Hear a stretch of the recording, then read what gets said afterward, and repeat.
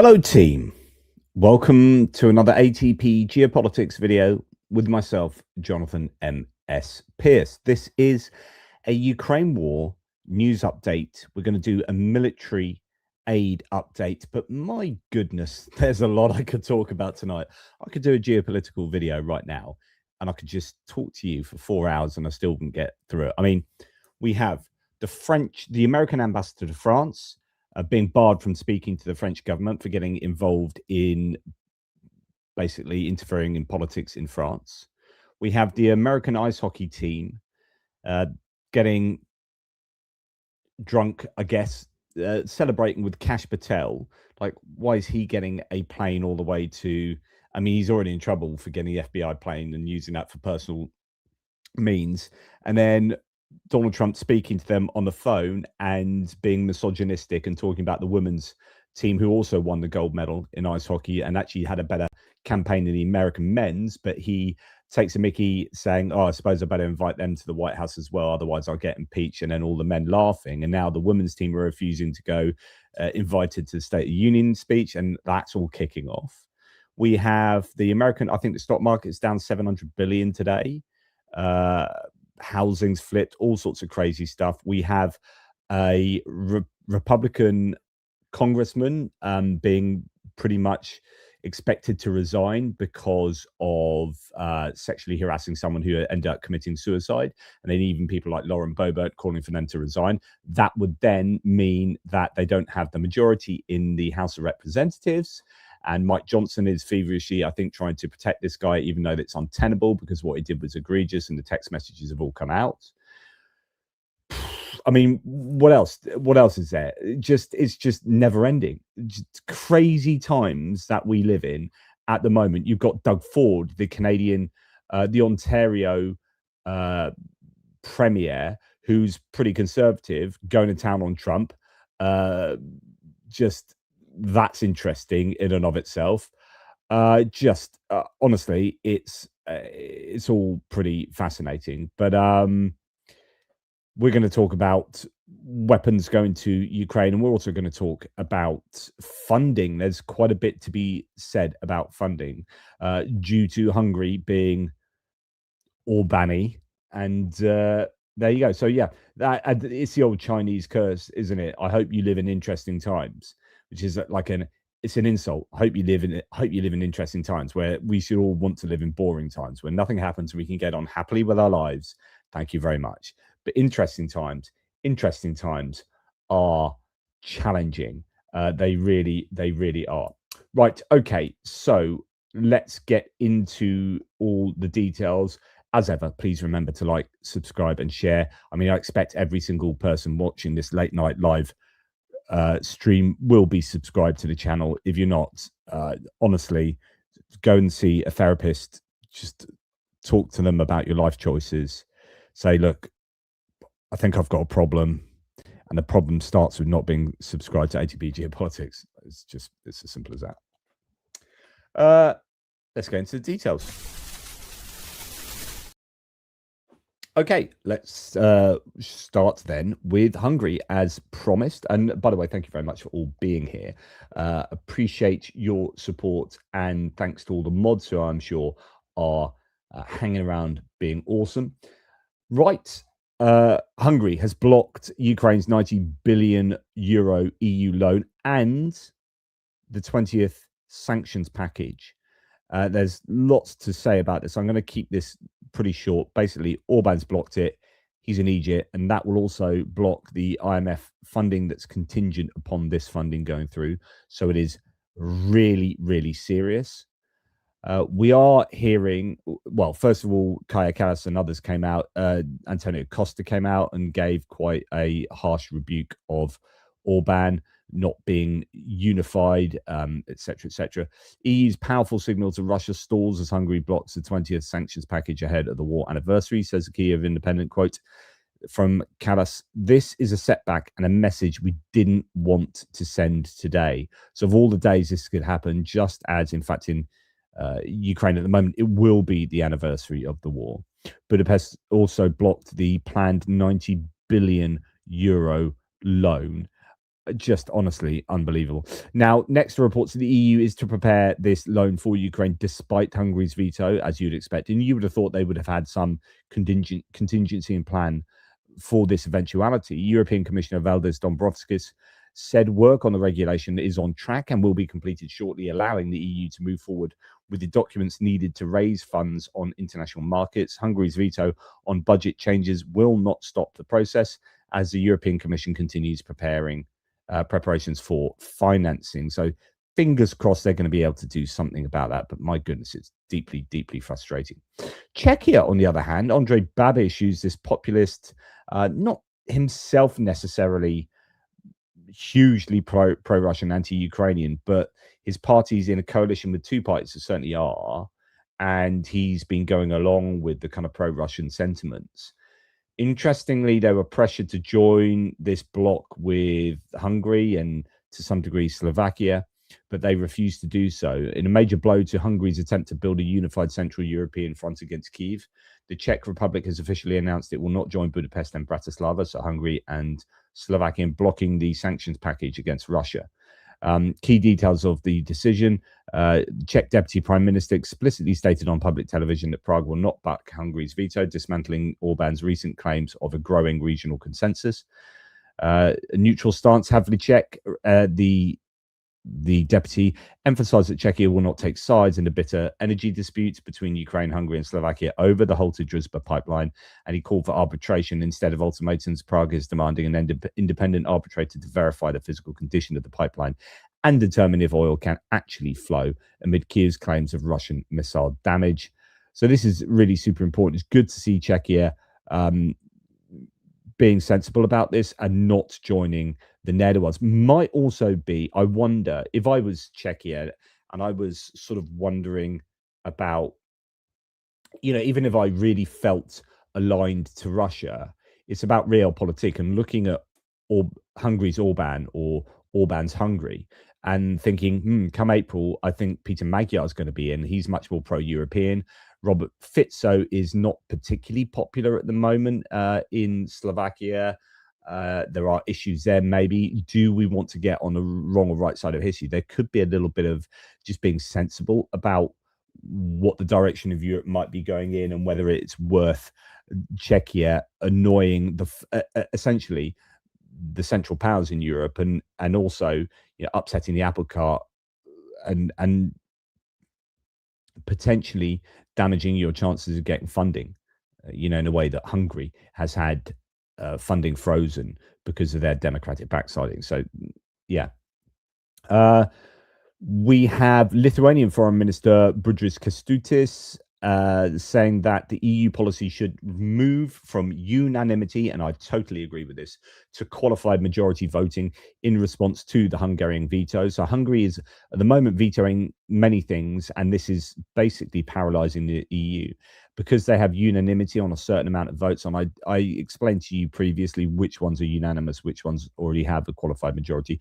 Qualified majority is like either a majority of countries, or it depends if those countries are small countries and some of the big countries are against the decision or for the decision. It also takes into account population size, so it's kind of sort of an either or, is it, or a mix? Yeah.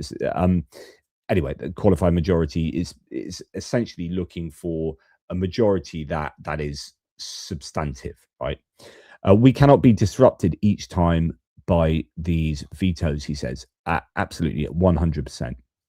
Putin's man in Bratislava has acted. Prime Minister Fico says Tim White says he's suspended emergency electricity supplies to Ukraine. He's effectively saying the murder of Ukrainian civilians is preferable to Russia losing a bit of cash on fuel sales. He's got the morals of a slug, but that's tough on slug. So Slovakia, being annoying. Important to remember, so many in Slovakia support Ukraine, though, as well. So many of the people. Although, speaking to Rob Cook, who might not be in the thread tonight, but he is married, am I correct, to a Slovakian I just can't remember, Czechian, I think, born within Czechoslovakia, but if I remember one or the other, sorry, I've forgotten, but says that, when she goes back home, there is just a lot of disinformation, older people particularly, but not just the older people actually, that gets through from Russian sources. So it is an issue. Now, the problem with Western aid isn't actually necessarily the volume, it's more about the timing. And this is coming from the Deputy Presidential Office head, Ihor Zhovka, says every late delivery creates a window Russia exploits with ballistic strikes on energy infrastructure. They hit when there are not enough missiles to intercept them. So over the course of a year, they're probably getting, well, there's never enough, but if you average it out over the year, it's not so bad, but it's about timing. So you have a lean patch, you don't have anything, Russia hits, and then you get a load, and then it's all right, and then you get a lean patch again. It needs to be much more regular by the looks of it. Now, I talked about this previously in a separate breaking news video because it was so big, but Sweden has approved the 21st military support package for Ukraine, 1.1 billion euros. So it's a huge package, including these Trident air defense systems, Trident Mark II. They are really good. And actually, someone was telling me, I've got a picture of these. Yeah, these things. So the headline at the moment, because we didn't know at the time, but there's 25 of these should be going. Short range air defense systems. Actually, they've got a 12-kilometer range, but I don't know if that's horizontally. I don't know what their range is up, because they can shoot at things on the ground as well. These are really cool. Someone was saying the rounds are only $25, which I mean, they do claim that this is cheap. Like to operate it, it is cheap. So the rounds must be cheap, one assumes. And if that's true, they're $25. Some of the Gepard rounds are $600, I think, or onwards. So, that's really good, especially if it's got longer range. This is definitely good. So 25 of these. Now, I don't know what the time frame is for receiving these, but they're going to get them. Air defense missiles, interceptor drones, air defense systems. I presume those are the air defense systems. Funding for Ukrainian long-range weapons production, grenade launchers, shells, and training. So an awful lot of stuff, which Paul Johnson, the defense minister, talked about. $1.4 billion, 1.1 billion euros. Newly manufactured air defense systems, long-range capabilities, ammunition to meet Ukraine's most urgent operational needs. Approximately $470 million allocated to advanced short-range air defense, including gun and missile systems. So there are missile systems as well. Interceptor sensors, electronic warfare, command and control designed to protect critical infrastructure and civilian population centers. 330 million for ammunition, including long-range artillery shells, 40mm air defense rounds, and 120mm mortar ammunition, alongside trainings and sustainment. Sweden also ensured spare parts, repairs, and replacement of previously donated material. A further 620 million strengthens long-range drones, unmanned surface vessels, innovation projects, and international procurement funds. So that could be for the Pearl Initiative, the American provision. With this package, Sweden's military support since 2022 totals roughly $11.4 billion. I mean, for a country of that size, that is very, very significant. So, for example, actually, let's have a look at this. So, not to, it's not a dig at the US, but I want to just compare it to the US to give you an understanding. Population-wise, 350 million for the US. Is it sort of 5 million for Sweden? Well, oh no, actually, sorry, that's Norway, I think. Oh, yeah, 11 million, 10.6 million. So 350, well, let's say 10 million. So that's 35 times. So 35 times 11 11.4. Doing maths on the fly here, 399. So this is the equivalent. Sweden's equivalent is giving $400 billion. If we were, and that's, by the way, that's population. If you were to multiply that proportionally by the GDP difference, it would be even more. So as a percentage of GDP, this would be above 400 billion. As just a pro rata population scaling, if Sweden was the United States, it would have given $400 billion. Now, we know that the US is somewhere around the sort of, I don't know, various figures, 1 to 150 billion, irrespective of what Trump says. So this is very, very significant what Sweden has done. Denmark will allocate funds from the sale of F-16s and an additional 509 million for weapons for Ukraine. Taking into account the new funds, Denmark's total contribution to aid in 2026 is expected to amount to 1.87 billion euros. And given the population of Denmark, actually, for those who want to know, they have, well, I think they're routinely at the top of GDP. Selling F-16 with, I mean, you could argue it's because Malay, we can't let Argentina start to be in the sphere of influence of China. So then they went to Denmark and said, you're due to get a bunch of F-16s to Ukraine. You can't do that. However many it was, like quite a lot of F-16s were then redirected to Argentina. You have to sell them to Argentina. So I presume Denmark has taken the money from selling them to Argentina, is getting the money to Ukraine. That's my speculation there. But that was all, I mean, that screwed over Ukraine. And again, the US doing that, but the US is in that situation was trying to protect its own, you know, that Monroe doctrine of having the Western Hemisphere under its control, and it doesn't want China anywhere near that. 79.3% of Denmark's 2025 defense budget has been committed to Ukraine. That's absolutely astonishing. Denmark, Estonia, and Sweden are spending more than half of their annual defense budgets to help us fight, says UA Voyager. This is what defending democracy really looks like. Thank you, Denmark, Estonia, Sweden. Ukraine will not forget. So there are some stats from top lead EU, 79.3% Denmark, Estonia 66%, Sweden 59.5%. And then you can look at all the other countries as well. Defense spending to Ukraine. You know, caveats apply. Provenance of those figures, I don't know. I mean, it does say their source data, Kiel Institute, etc., etc. Okay, the UK, moving on to the UK, will provide Ukraine with £13 billion in military aid. London promises to continue to stand by Ukraine. As reported by RBC Ukraine, this was stated by British Minister for Defence Procurement after a meeting of heads of defence departments of the E5 countries.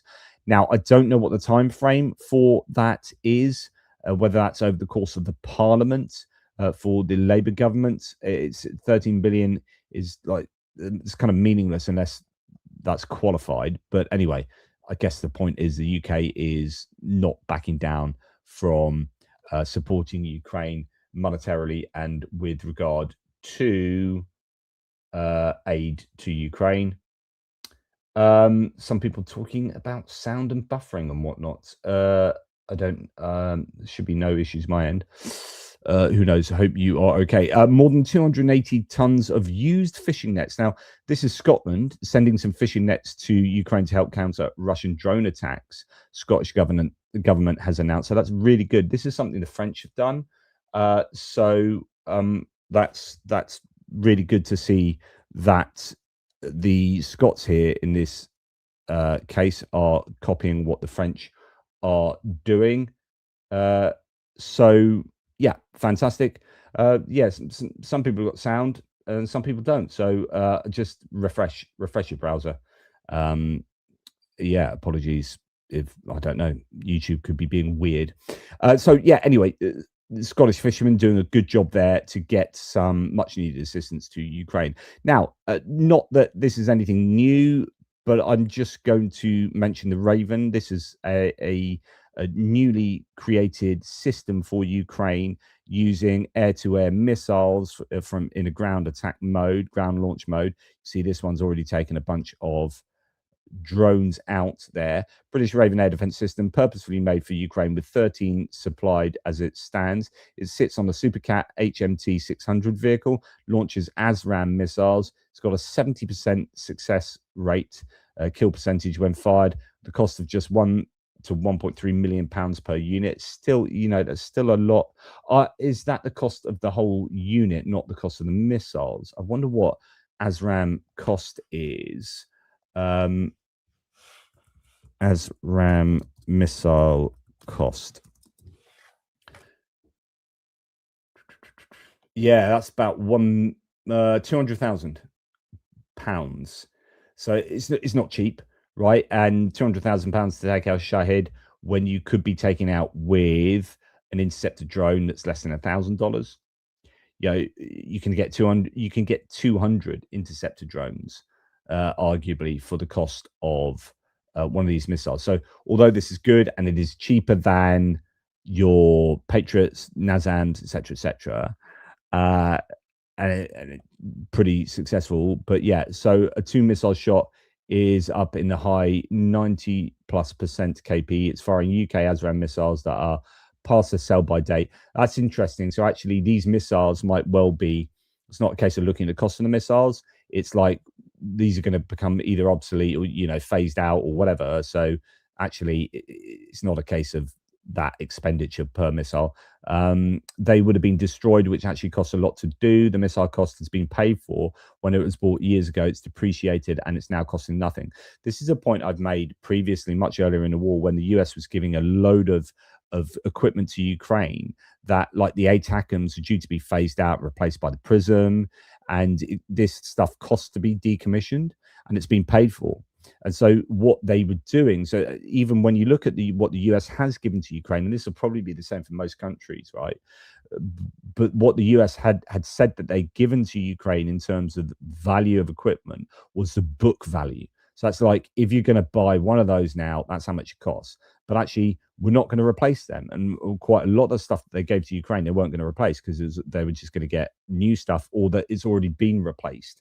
And so it's obsolete stuff sitting in a warehouse. Not all the time. Like HIMARS missiles, for example, are in demand still and bought new, and etc., or from stocks, but they would be replaced one for one probably. But a lot of the stuff that wasn't the case. So we need to be very careful when we talk about how much things cost to use. Anyway, these have proven to be pretty decent, and that kind of fits in. Well, we'll get there in a second. First, I'll actually go to here first.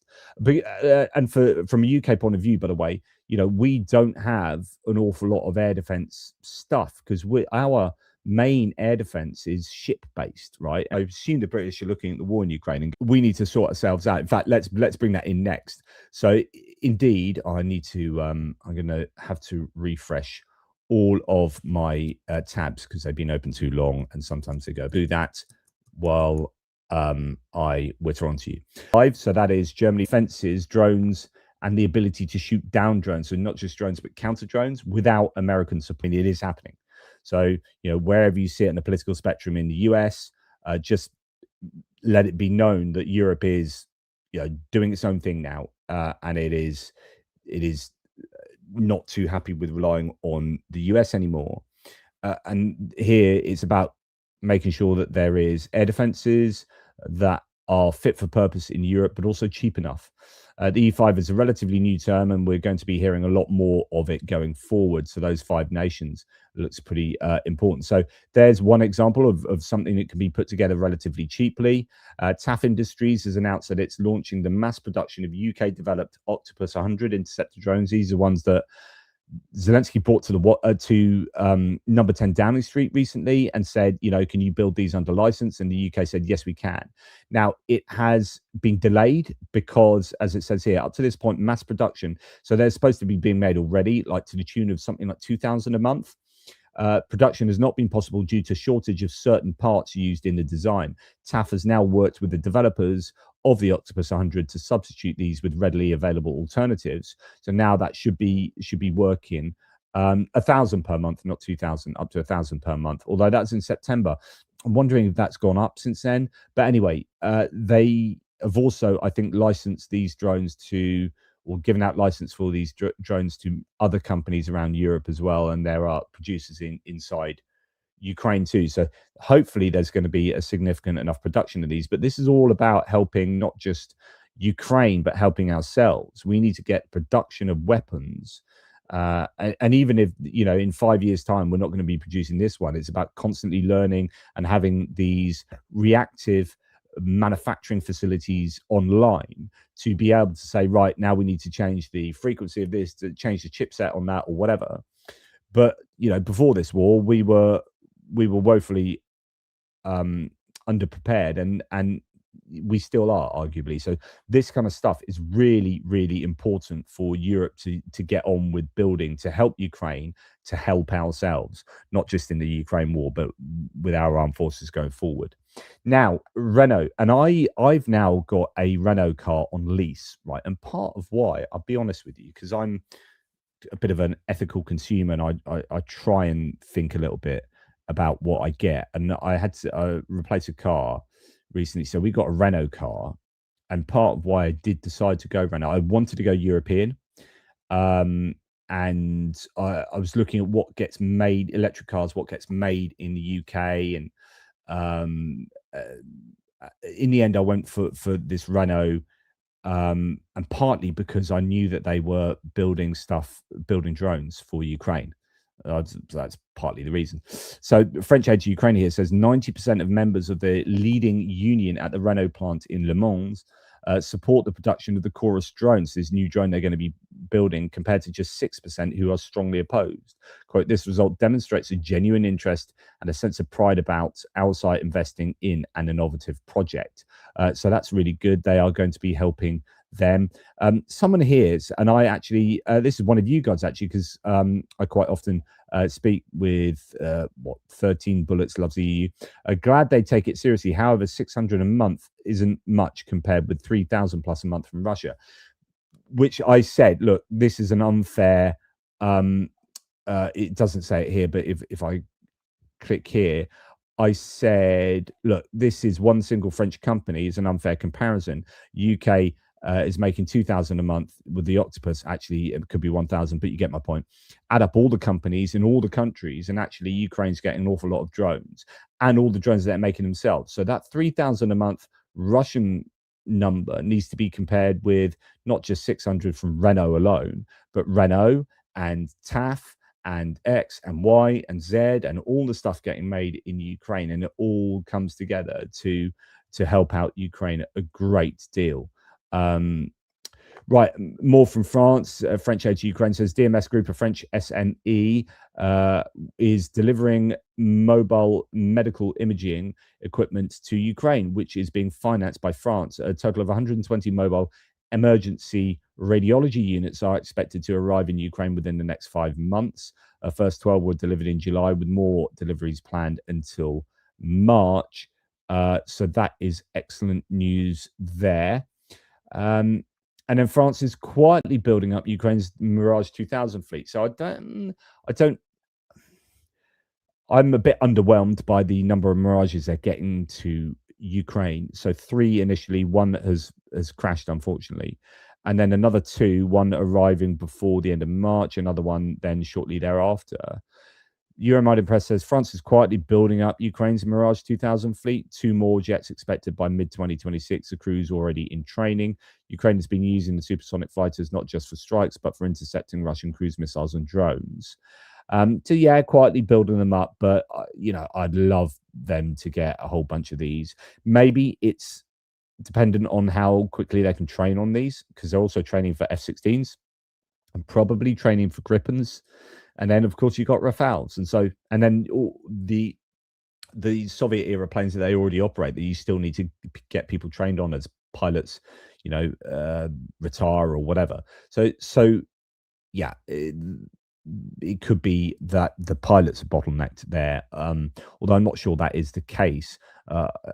But anyway, France will renew its Ukraine fund after a successful first round, allocating 71 million euros to foster investment from French companies in Ukraine next year. French ambassador Gal Vessier and Ukraine's economy minister Alexei Sobolev signed the agreement in Kiev on the 20th, which will funnel investment into critical civilian sectors, including utilities, healthcare, and digitalization. Right, moving from France, we're going to go to Poland now. Poland continues to fund more than 29,000 Starlink terminals. Remember that Radoslaw Sikorski, the foreign minister, got into an argument with Elon Musk himself over this, when Musk said, hey, don't forget that I'm providing all these bloody Starlink for Ukraine. You should be grateful. And then Sikorski's like, yeah, we're paying for them, thank you very much, type thing. So they're paying for 29,000. That's not all of them. I think the Americans pay for some. and probably other nations too. Defense Minister Fedorov has said, according to him, the satellite connection provides stable internet in combat zones and supports hospitals, schools, and critical infrastructure, even during shelling and power outages. So good stuff in Poland there. Now, we're going to move on to Germany. Trump is stopping Germany from producing Patriot missiles and refusing to allow Ukraine to license to produce them. Jay Kiev says that's just one more great tragedy, all in an effort to allow Putin to further pressure Ukraine through missile massacres. Trump is Putin's whore. Right, he's reacting to Zelensky himself saying, was this yesterday, I think? Yeah. No, today. Air defense is the most challenging issue today. Unfortunately, partners have not yet granted licenses that would allow us to produce, for example, Patriot systems ourselves.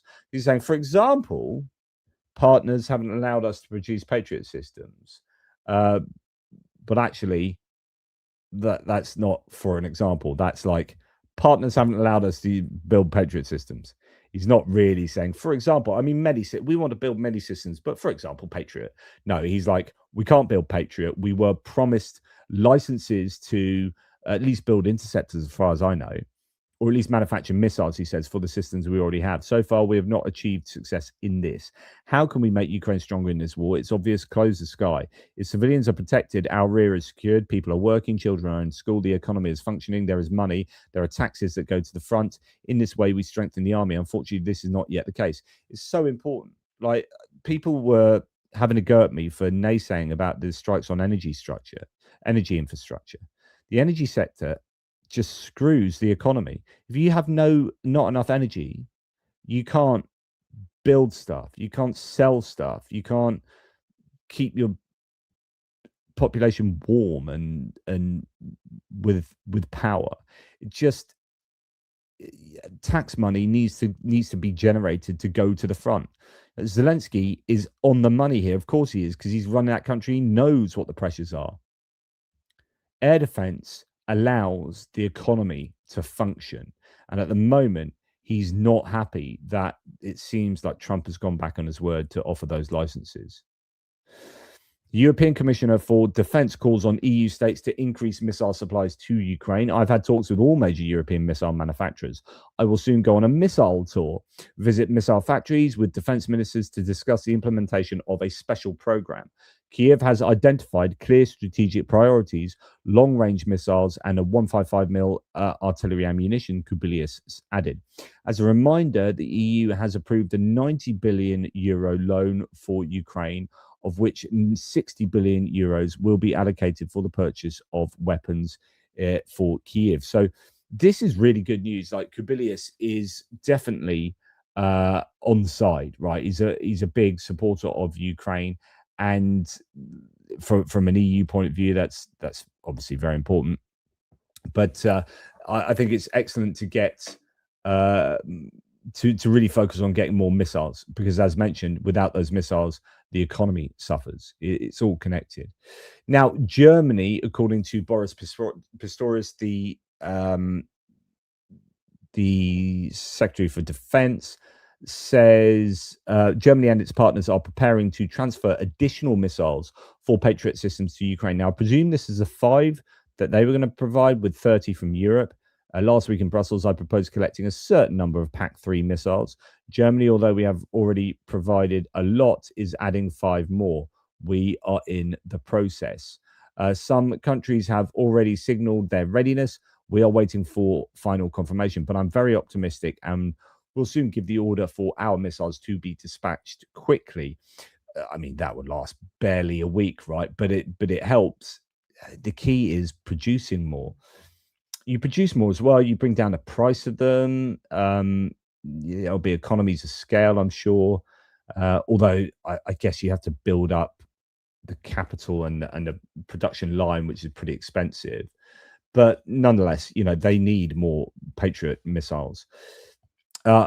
Now, German aid to Ukraine says, as there are some misconceptions surrounding Zelensky's statement, and I have received several questions about the planned PAC-2 GEM-T production in Germany, I inquired with MBDA Deutschland. So this is not for PAC-3, the ones that can shoot down ballistic missiles, but the PAC-2 that shoot down sort of everything else. And the licensing for them in Germany. A company spokesman just told me that preparations are proceeding according to plan. So Zelensky, US promised Europe licenses to produce Patriot, then refused.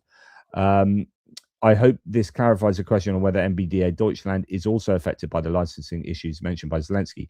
It can therefore be expected that the factory in Schrobenhausen will open as planned and will produce the 1,000 Patriot missiles already under contract. So there is something afoot, but it might just be that PAC-3 missiles are the ones that are sorely lacking for Ukraine. We're going to go to Rheinmetall and Germany, not prima facie connected to Ukraine here, but you're always thinking, is this going to end up in Ukraine? Rheinmetall just unveiled its new FV014 kamikaze drone. It's got a 100-kilometer range, 70 minutes of flight time, and penetrates 6 centimeters of, so 6 centimeters, 2.54 centimeters per inches. So if you're American, that's going to be 2.5 inches. And penetrates 2.5 inches of armor with a 5-kilogram warhead. So that's, you know, not a massive warhead, but that seems to be fairly decent on the penetration front. This is what it looks like. You don't have the dramatic music to go with this. Fires out of a I don't know, luggage container there, and then this bad boy seems to be pretty decent. They're all at it, I guess. In Europe, everyone's trying to rush to get drones that are effective, not just for their own.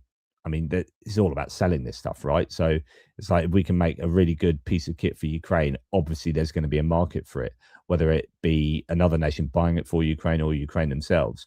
So, you know, everyone's doing their utmost to build this stuff. And there it looks like the peeps at Rheinmetall have come up with a pretty decent kamikaze drone that seems to be pretty effective at punching through armor. Now, Germany's defense spending, and my goodness, how many times have I talked about this? I've said that Germany appears to be using defense manufacturing to stimulate its economy. It's had a flatlining economy for 5 years, and it really needs to bump start that economy, kickstart it.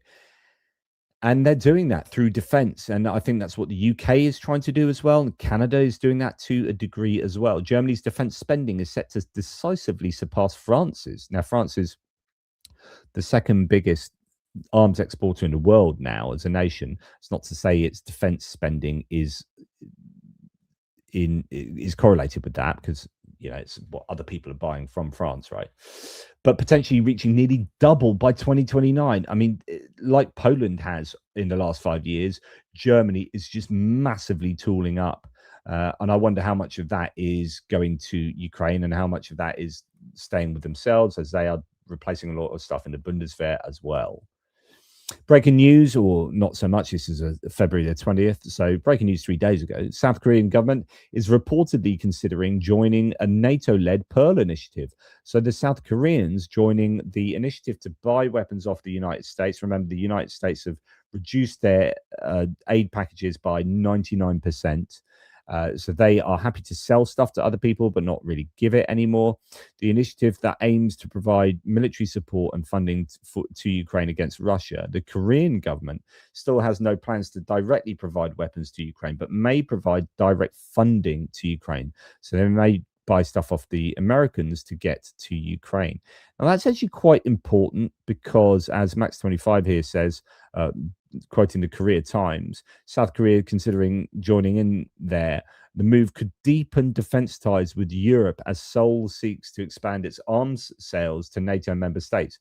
So partly this is could be a case of them ingratiating themselves with the Americans, getting into the NATO fold, and then saying, because earlier on in the war, they moved up to the 8th biggest arms exporter in the world. They could be even higher now. I remember watching a video from Patriot about them. They are quite a reactive country. They are able to build things at scale and quickly because they have been at war technically with the North Koreans for decades, right? So they are used to building stuff, and they're also pioneering the kind of building under license where you buy a bunch of tanks off them. So Poland, for example, have done this with South Korea. You buy a bunch of tanks off them, and then you make the next couple of hundred back in Poland, right? So they're happy for people to buy stuff and then license and manufacture it to float their own economic boats, if you like. But anyway, Korea could be getting involved there. That would be fantastic. The funding is it's all about funding, isn't it? Money, money, money. That's what Ukraine needs, and lots of it continually. War is super expensive, and Russia is just throwing everything and the kitchen sink at this war. The Pentagon has warned the EU. I've spoken about this at length, not really going to go into it much more other than to just remind you it's pertinent for this video. I haven't done it in a military aid video. The EU has been warned by the US that the US will retaliate if Brussels adds a strong buy European clause to defense procurement rules, saying it strongly opposes limits on US firms and rejects protectionist and exclusionary policies that strong arm American companies out of the market, which is, of course, as I've mentioned already, completely hypocritical and utterly ridiculous.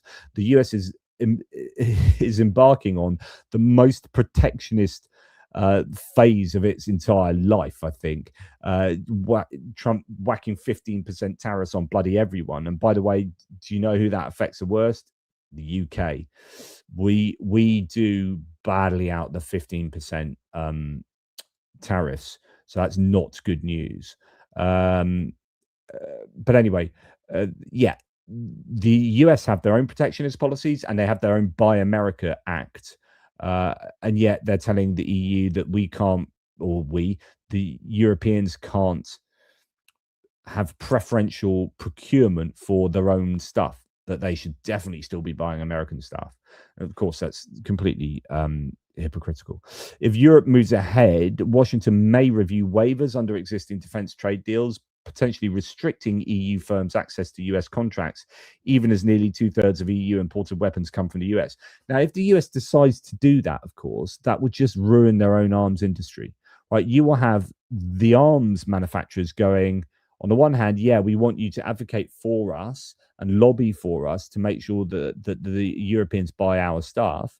But if you're then going to restrict them having access to our stuff thereafter as a punishment, then that's going to screw it. They'll just get dependent on their own kit. They will innovate and make their own stuff and just say, screw you, which they're going to do anyway. So I think this is a lose-lose for the United States. And I think it is a direct result of Trump being very heavy-handed and his administration being very heavy-handed with all aspects of foreign diplomacy. It's just utterly ridiculous. And here's an example, right? So back when Boeing kind of ruled the air with everyone having Boeings, they laughed at the idea that Europe could band together under the banner of Airbus. So Airbus is like, I went and taught for a year in France in the third year of my university course down in Toulouse. And I was assistant anglais in a collège and a lycée in Toulouse for a year. And that was a very major area of manufacturing for Airbus. And then you've got Bristol in the UK. This is obviously when the UK was in the EU. And you've got all of these areas that are making stuff for Airbus. And it was this answer to Boeing, laughed at the time, that the UK could, that Europe could band together under this banner and overtake Boeing. But it's time to stop mertzing around, says this source Mariska van Ilden. A unified Europe overtakes the US in every domain, including military.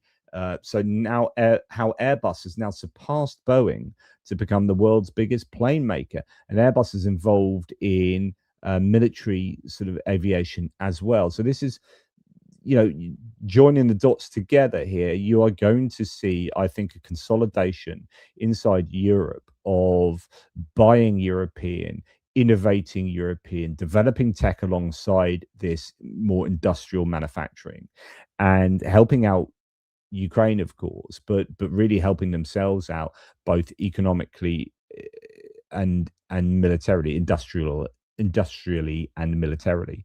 So yeah, there you go. Interesting stuff. Okay, now I'm going to just swing you guys back in before we go on to the next sections. Thank you, everybody who is here. Well, Airbus has a facility in Mobile, Alabama. Interesting. Didn't know that. Yes, hi to all of you guys. Thank you, everyone, for hanging out. Let's see. I haven't at the moment got anyone with me, so I don't know of any comments that you guys have been making at all. So apologies that I've not been keeping up on the discussion, but hopefully you're all behaving. Just flicking back to see if there is anything. Yeah, the South Korean HIMARS do look good. Is it the what? No, I'm going to mispronounce it. Anyway, yes, those. They are, I think, fairly decent bits of kit. Some people say that their kit hasn't been sort of militarily tested so much, so it's a bit of an unknown. But yeah, I think otherwise, in tests they seem to compare pretty favorably, and they're somewhat cheaper, I think, across the board. But it's interesting. I think who was it? Norway's just buying a load of Leopard 2A8. Is it the Thomas variant or something? There's been, I think, a bit of a renaissance with European manufacturers as well, because I think sort of before the war in Ukraine, people were worrying about which tanks, not enough tanks being sort of ordered and bought, and it was all getting a little bit. The orders weren't coming in, but I imagine now things are probably quite different, and there's going to be a renewed the Chunmo. That's it. It's the Chunmo. Yeah, it's. I get a feeling that tank manufacturers like those who produce the Leopards are going to be doing fairly brisk business these days. Right. Okay. Let's now look at energy and a few other bits and pieces. The International Monetary Fund's board of directors will consider a new 8.1 billion loan agreement for Ukraine in the coming days. But of course, I think this is the one that's contingent upon the other loan. It's noted that the program is approved. It will replace the current 15.5 billion loan agreement with the IMF. So the new program will be aimed at supporting economic stability and government spending. IMF spokeswoman reported that Ukraine has fulfilled the preconditions necessary to advance the request of the new program, in particular submitting a draft law on the labour code and adopting a budget. So a bit like the EU, when funding comes from the IMF, there will be strings attached that the Ukrainians have to jump through a bunch of hoops so that they qualify. According to her, Ukraine's economic growth in 2025 is likely to be less than 2% because of the war. The country's economy is growing more slowly and with higher budget expenditures. Now, Denis Shmyhal has said he's the energy minister now. Over 600 million euros for energy and agreements with partners on receiving decommissioned equipment from 6 European CHPs and TPPs. So you remember you've had the Lithuanian power plant that's been taken to pieces and I think is on the way to Ukraine. I don't think it's got there yet. I think I thought it had, but I saw some talk about that yesterday. But anyway, 6 European combined heat and power plants and thermal power plants appear to be going on the way, or at least parts of them maybe, for Ukrainian plants. The results of the work of the Ukrainian delegation within the framework of the meeting of the International Energy Agency, contributions to the Energy Support Fund of Ukraine to the amount of over 250 million, agreements with the USA on a separate assistance program through the Spark project to the amount of $276 million. They've received 71 million of humanitarian support from France, which will be provided during 2026. Agreements with Latvia, Austria, Finland, Croatia, France, and Germany were on the possibility of receiving decommissioned equipment. Signed a roadmap with France in the field of civil nuclear energy. So France are a big nuclear power plant builder and player. We concluded a memorandum with Canada on cooperation in the energy sector as well. So lots going on there. They'll receive also 200 million euros from Spain for the modernization of energy and infrastructure. Ukrainian side had proposed investment projects in the energy and logistics sectors and is preparing intergovernmental government-to-government agreements for specific sectoral projects. And then Latvia's foreign ministry said it provided Ukraine with another energy support package, including a power plant that was dismantled in Latvia and is no longer needed there. The equipment has been transferred as part of the ongoing support for Ukraine's energy sector. So these power plants seem to be, they must need some big trailers coming from all over the shop. Italy delivered 10 mobile generators, 1,500 kilovolt amperes, and over 300 boilers to Ukraine under a Zelensky agreement. The wheel-mounted generators allow rapid redeployment to critical areas as Russian attacks on energy infrastructure continue. So that's good, and having them on wheels definitely will help. The Swiss Ministry of Foreign Affairs the other day said loading underway. Swiss energy equipment is being loaded onto lorries bound for Ukraine. The delivery is part of a 32 million Swiss francs aid package approved by the Federal Council to support Ukraine's energy supply. Zelensky said we have good coordination with the Japanese government in the energy and humanitarian areas. Japan is one of the countries that has licenses or own production of missiles. So this is very important. They produce Patriot missiles in Japan. So they have the systems themselves, and they do build under license, and air defense systems capable of countering ballistic threats. So I assume the Japanese and the Ukrainians are going to be talking very closely at the moment. We are ready to open our technologies, for example, naval drones for coastal defense. There are other things that can be useful for Japan: cybersecurity, interceptor drones, energy and critical infrastructure management in times of a crisis, broader experience of modern warfare, etc. And we would be very happy to see Prime Minister in Ukraine. I am ready to meet in any format, at any venue, or during any major meetings of all summits. But I think it would be more useful to meet directly and focus on our bilateral relations. By the way, Ursula von der Leyen and who else is it? Is it Antonio Costa? Certainly Ursula von der Leyen is due in Kiev tomorrow, which is today. Kiev time.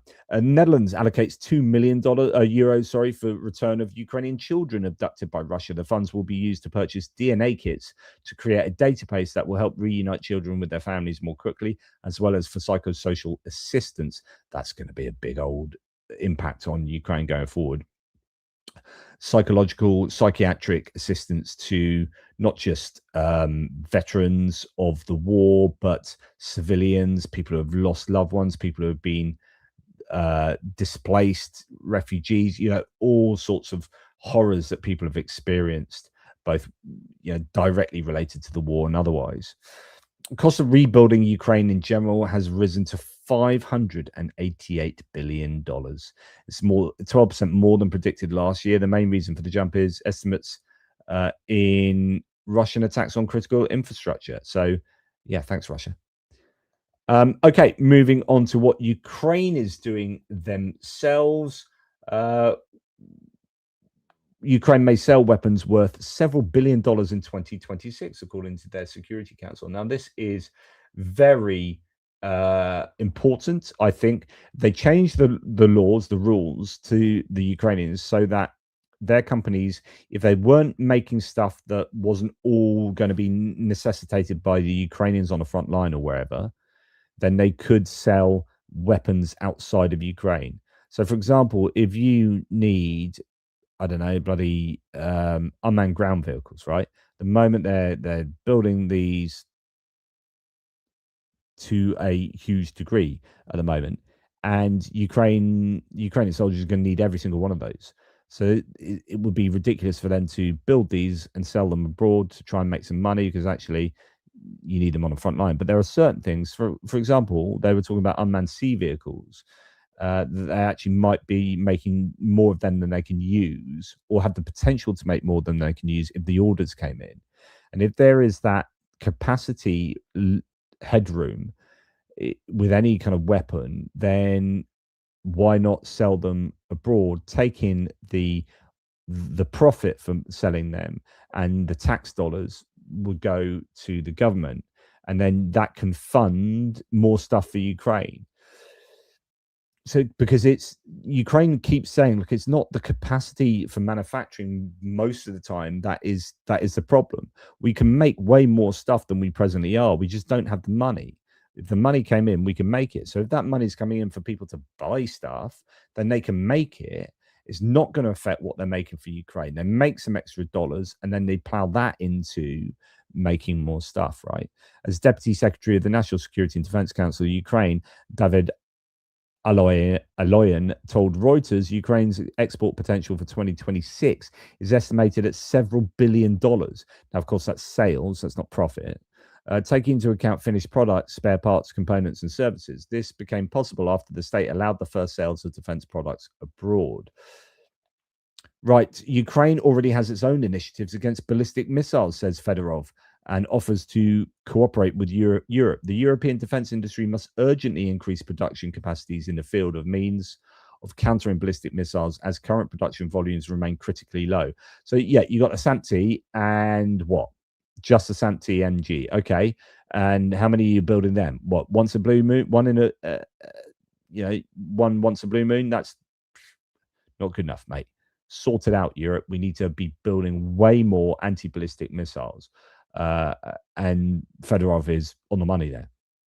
Now, Ukraine is trying to do this stuff themselves, of course, and they've got this new Shershen air defense system that I've talked to you about before. It was at this Dubai Expo, and it was sort of on the back of a lorry or whatever, but I think it's really versatile, this. So let's read a little bit about it, coming from Thor Strike here. Ukraine's new Shershen air defense system shows where modern warfare is heading: modular kill chains. Instead of being locked to one radar or missile supplier, Shershen can plug into almost any sensor and fire multiple missile types, Soviet, Western, or domestic, from the same launcher. How freaking, like, when I read this, I was like, light bulb moment. I was like, why do we keep? Of course, what the manufacturer wants to do is lock you into their missile, because oftentimes they'll make the missile as well, but not all the time. You know, Patriots. What is it? Lockheed Martin make the Patriot missiles, and Raytheon make RTX make the launchers, if I remember correctly. But why not make a universal launcher that can just fire any missile that you can throw at it? And whatever you can get hold of, yeah, you just put it on that rack there. And if it's the other missile, you put it on that rack. And if it's this missile, you put it on this one.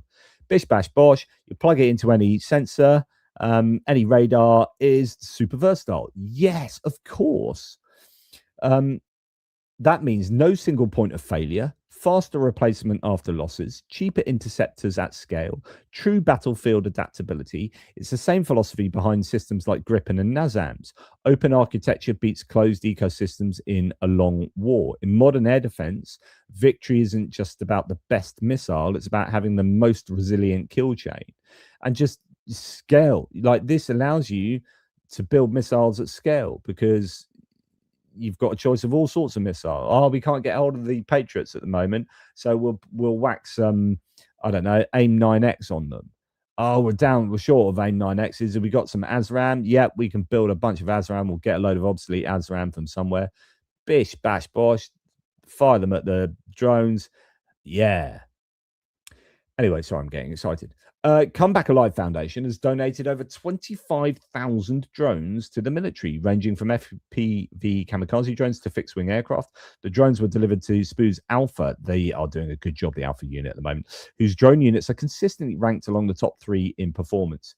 Absolutely. So Come Back Alive Foundation doing a really good job there. I love seeing these pictures. You like, every one of those drones is going to be blowing up some Russian stuff. Yay. Awesome. Zelensky is offering Japan real-world lessons. We kind of talked about this earlier, so I probably won't need to go through that again. But yeah, what you're starting to see, and I was talking about this with James in a live chat the other night, Ukraine doesn't have the money, right, really, to buy stuff. But you see with the MiG-29s that are coming from Poland, what they're offering back is expertise, experience, and drone tech. Right, we can't pay you for those MiG-29s, but we can give you the know-how in what you need to have good drone manufacturing, or what the battlefield needs are, or we can train you. And this is what Zelensky said to Japan. Look, we can teach you how to deal in a crisis with a lack of energy. And you know what happened with Fukushima?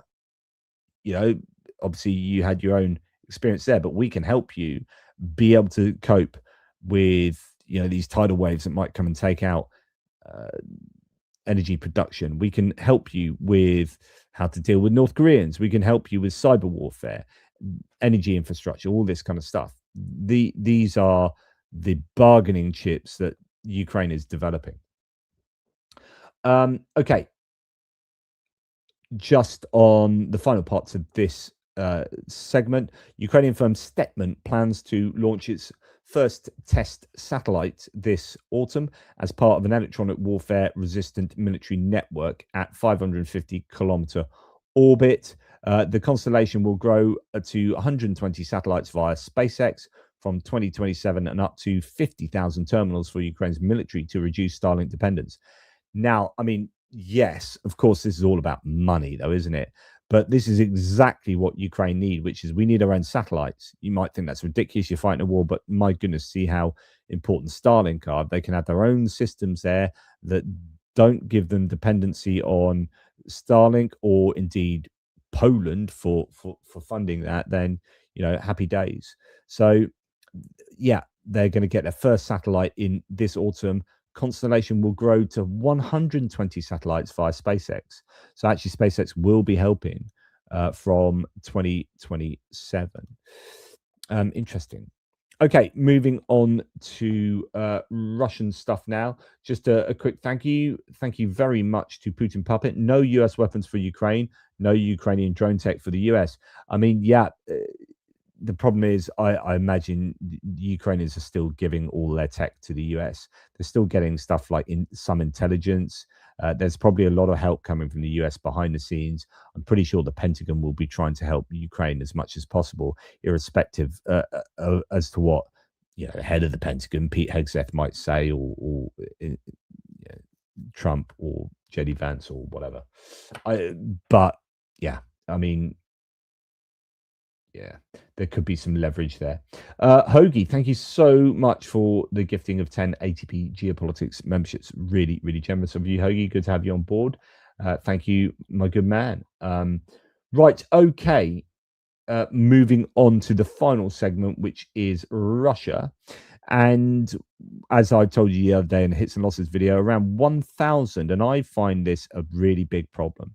And I don't think it's been given enough importance by some analysts. I remember actually, you know, I've got an awful lot of time for Jake Bro. He's an absolute legend. But I remember talking to him, and right at the beginning when the North Koreans were getting introduced, and he was like, yeah, they're rubber soldiers, nothing to worry about.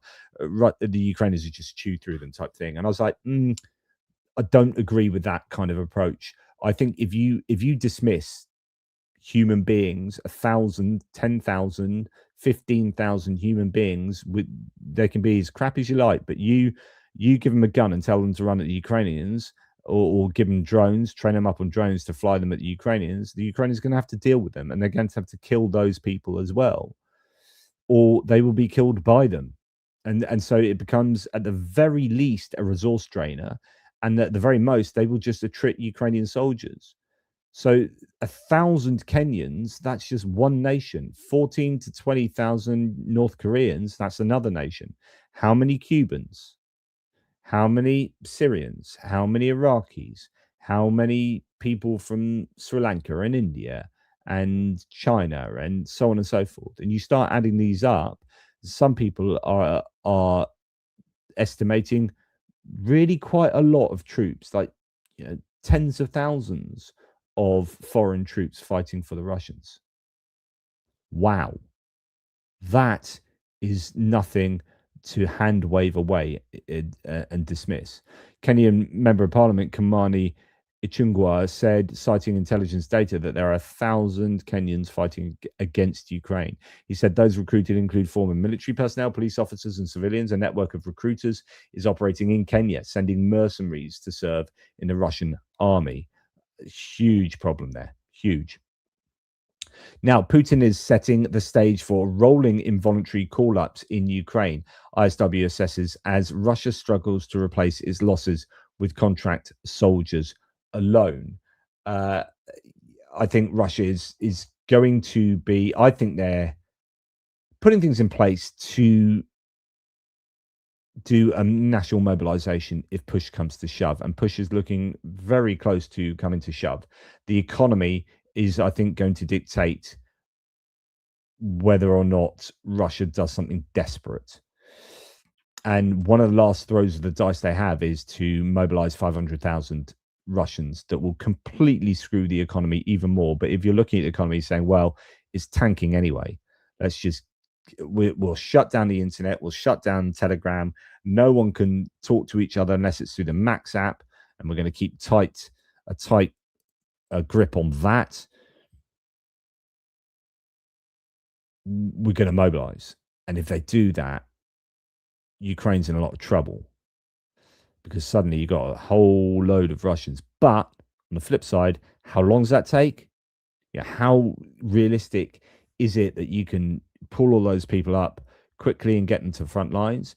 And then how much of a massive economic, political, social upheaval will that be? That's why it's the last roll of the dice, because I think Russia does that if they've got no other option at all. But I think it's getting closer and closer to this point where you are starting to think he might do that. We'll have to see how much of a grip on the population he has. Pirate says, "Do you know if Russians captured can deny to be swapped in a prison swap?" I have talked about this previously, I think on a video ages ago, but I've certainly thought about this. I've because you look. I've talked about how you see these coaches of Russians going back, and they look quite demure, quite sort of somber. And you coaches of Ukrainians are all singing songs, and they're really proudly having that flag around them. But the Russians never seem to be so happy, and I do wonder whether some of them would prefer to stay in a prisoners of war camp, because they know they're just going to be going back to the front line. But then, I was speaking to, was it Sean Pinner I was speaking to, or someone, because he's been to some prisons, and I think they are happy enough to go home.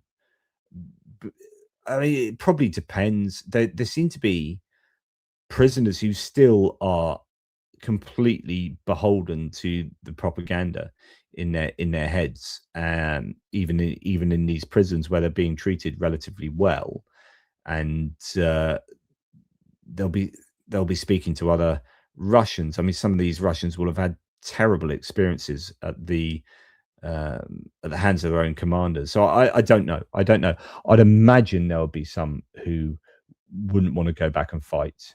Well, I say wouldn't go back to Russia because they know they're going to be sent back to fight.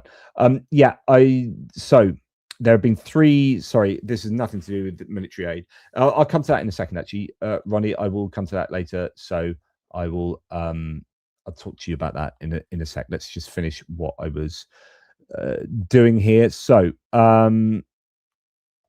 we are on to Bloomberg talking about Skyhub Technologies Limited, Thailand's second biggest importer of drones from China. Thailand's exports of drones to Russia have surged since 2022, with trade documents showing that the bulk of the drones imported into Thailand are then re-exported to Russia, a perfectly legal trade. China's drone exports to Russia use a new route through Thailand. The rise in shipments via Thailand shows how hard it has been for Western authorities to curb Russia's access to both arms and dual-use technology, with China-made technology routinely found on the battlefield in Ukraine. And this is the Yolka drone system. I showed you this video some time back. It looks pretty decent. I think it's got a sort of autonomous, or it does look like the guy actually is this guy. So that's not no, that is a drone there. So he's got one as well, right? Okay, I was wondering whether this is pointing to some kind of laser guidance or something like that, but no, it's not. He's got another one, but the first guy fires his, and that Yolka drone then finds the other drone that's flying just about there, and it blows it up. So successful there. I presume that's in a battlefield scenario, not just a test ground made to look like a battlefield scenario. But here's another example of one being used. There's like small arms fire going off as well. You've got another blowing up of the, sorry, I can't find the, here it is. Let's go and look at that again. This is the Yolka. So it is able to acquire that target itself and take it out. So it looks pretty useful. I don't know how effective it is. Like, I don't know you know, if it what its percentage success is and how much it costs. But you are starting to see this being used, self-guided drone there. Chinese-made drones are reaching Russia through yeah, just some more stats on this, actually. Sorry, it's in the wrong position. In the first 11 months of 2025, Russia imported $125 million in drones from Thailand. $125 million of drone from Thailand, while China exported $186 million in drones to Thailand. Thai customs data shows most drone exports from Thailand went to Russia. So there you go. There's a loophole to close if you can. Iran has signed a secret missile deal with Russia, according to Financial Times. The arms deal was signed in Moscow in December and requires Russia to send Iran 500 Verba man-portable air defense system manpads, launch units, and 2,500 9M and 336 surface-to-air missiles over 3 years, the FT reported. Now, I do wonder about this. Like, obviously, Iran are going to be pretty desperate. They are almost involved in a war with the US at the moment, and they're wanting to tool up, I would assume. But they've had issues with Russia previously because Russia's just not able to fulfill requests from them. But Iran signing a 500 million euro arms deal, that's a lot of money going to Russia, and Russia are going to be very keen on that money for a delivery of those systems. The agreement was concluded in Moscow in December and provides for deliveries between 2027 and 2029. Some of the systems, however, may have been transferred earlier. The Verba is described as one of Russia's most modern air defense systems, a shoulder-fired infrared guided missile capable of targeting cruise missiles, low-flying aircraft, and drones. Operated by small mobile teams, it allows for the creation of dispersed defenses without relying on fixed radar installations that are more vulnerable to strikes. According to newspaper sources, the contract was signed via Rosoboronexport, the Kremlin's state arms export agency, and Iran's Ministry of Defense and Armed Forces Logistics representative in Moscow. The details came to light through leaked documents. Experts note that the deliveries are unlikely to alter the strategic balance of power, but could complicate helicopter and low-altitude aviation operations in the event of a new conflict. So the Americans will probably be looking at this thinking, oh, is that ever going to be a challenge for us and whatnot? So there you go. That's the end of what I had lined up for you. Just a question here from Ronnie, who said, have you also seen the 2 terrorist explosions in Ukraine? So there was one last night that I reported this morning, which is horrible. So there was a fake call out for the police to a mall in Lviv, and then a series of explosions went off after they were called out, and one 23-year-old policewoman has been killed and another bunch of people injured, right? And then there have been 2 more explosions at police stations today as well, which I'll report on tomorrow. So it looks like there's a concerted terrorist project to take out Ukrainian police infrastructure or personnel. Interestingly, there's a bomb in Moscow on a police car that's killed someone. So that's also going the other way. So yeah, but I'm particularly worried that there seems to be a spate of attacks on Ukrainian police from within Ukraine. So it looks like the Russians are unfortunately able to get these collaborators and attract them to do things that really we'd rather than not do. Good to have lurkers on board. Just looking at this, Graham. Lurking long time. Hi team. I could listen to JP for hours and often do. Yeah, sorry to your to partners and loved ones, or cats and dogs, if you're giving more attention to my output than those around you. Same for my partner, to be perfectly honest. Okay. Don't know if there are any other questions. Good to have Lada Gaga. Good finished work for the day and just hanging out here with these good people in the chat. They are good people, aren't they? So good stuff. Now, tonight, I'm hoping that there are more. In fact, I'm just going to have a quick look while I've got you here, guys. I'm hoping there are things going on in Russia overnight, because we've had a good set of missiles and drones being sent by Ukraine. into Russia for the last sort of 3 or 4 nights. So it's definitely a purple patch for them. Saki Airfield, Novofedorivka, so that's over in Crimea. Air defense is very active there. Yeah, Moscow police vehicle targeting in a blast at a major railway station. 1 officer's been killed there in Moscow. But yeah, not seeing too much more in terms of air attacks into Russia at the moment, but fingers crossed that it will be a busy night for the Russians.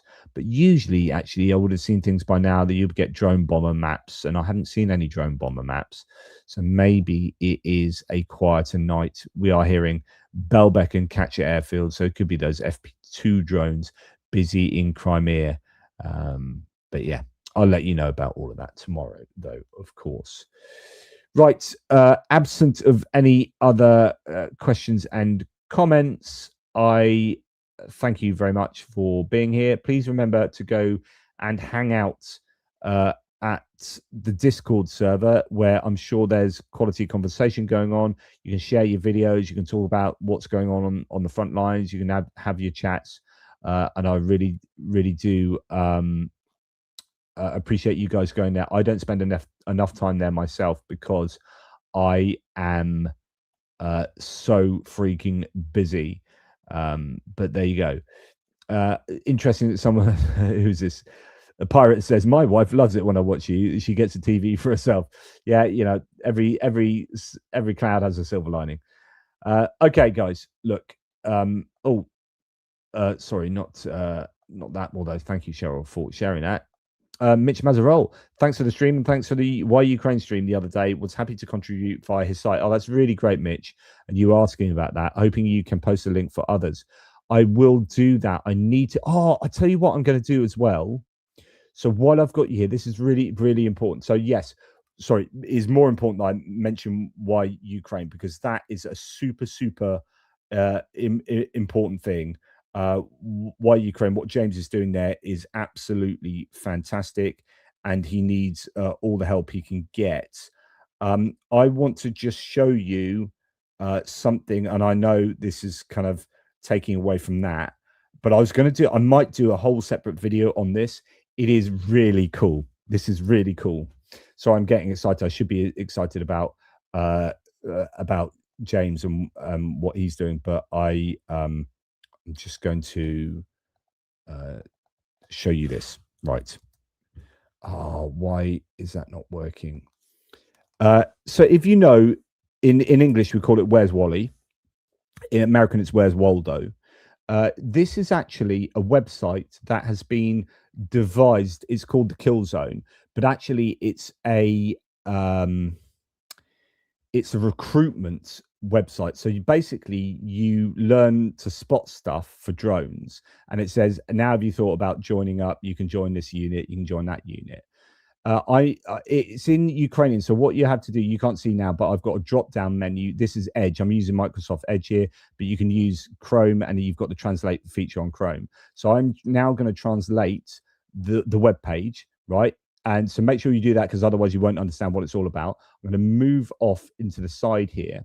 And to get started, this is genuinely very cool. And this is your fun for the next 24 hours. So enemy military equipment is hidden in forests, fields, and industrial zones. Your task is to identify and illuminate enemy equipment for a strike. Pay attention to traces of equipment on the ground, atypical structures, heterogeneous forms, of course.